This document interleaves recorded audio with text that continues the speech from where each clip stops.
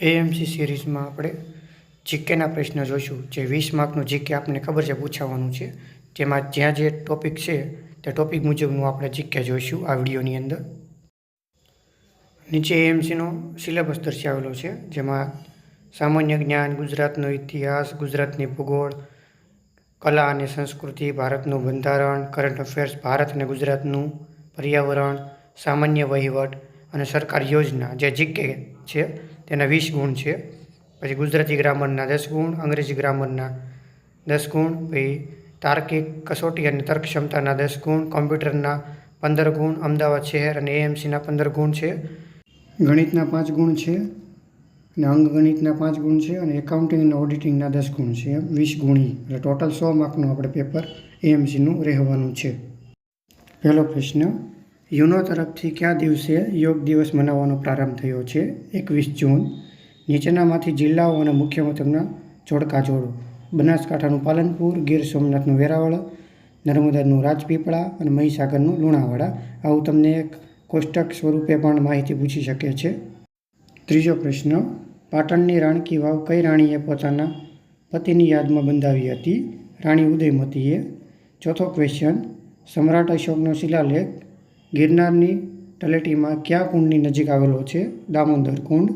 પાંચમો ક્વેશ્ચન, દુનિયાની સૌથી ઊંચી હાઇબ્રિડ પવનચક્કી ગુજરાતમાં કયા વિસ્તારમાં કાર્યરત છે?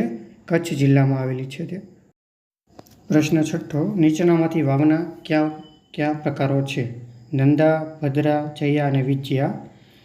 સાતમો ક્વેશ્ચન, ખ્વાજા મહેમદ દરિયા દુલ્હાનું પવિત્ર સ્થાન કયા જિલ્લામાં આવેલું છે? મહીસાગર જિલ્લામાં આવેલું છે. આઠમો ક્વેશ્ચન, કચ્છ જિલ્લામાં કોની સમાધિ આવેલી છે? જેસલ તોરલની. નવમો ક્વેશ્ચન, કયા દિવસે જનગણ મન અને વંદે માતરમ રાષ્ટ્રીય ગીત અને રાષ્ટ્રીય ગાનની જાહેર કર્યું હતું? 26 જાન્યુઆરી 1950ના દિવસે. 10મો ક્વેશ્ચન, 1946માં મળેલ ભારતની સૌપ્રથમ બંધારણ સભામાં કાર્યરત અધ્યક્ષ કોણ હતા? ડૉક્ટર સચ્ચિદાનંદ સિન્હા હતા. 11મો ક્વેશ્ચન, પર્યાવરણનો સામાન્ય અર્થ જણાવો. ઘરેલું અથવા તો આસપાસનું.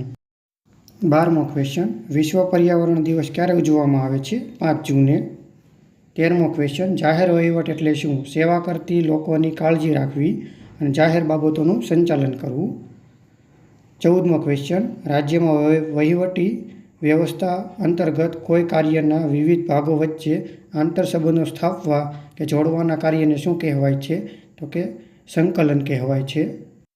15મો ક્વેશ્ચન, દૂધ સંજીવની યોજના હેઠળ કેટલા ml દૂધ 6 મહિનાથી 6 વર્ષ સુધીના બાળકોને આપવામાં આવે છે? 100 ml. 16મો ક્વેશ્ચન, આંબેડકર આવાસ યોજનાના લાભાર્થીને કેટલા રૂપિયાની સહાય આપવામાં આવે છે? 1,20,000 રૂપિયાની સહાય આપવામાં આવે છે. 17મો ક્વેશ્ચન, 1 મે 2024ના રોજ ગુજરાતનો કેટલામો સ્થાપના દિવસ તરીકે ઉજવવામાં આવ્યો હતો?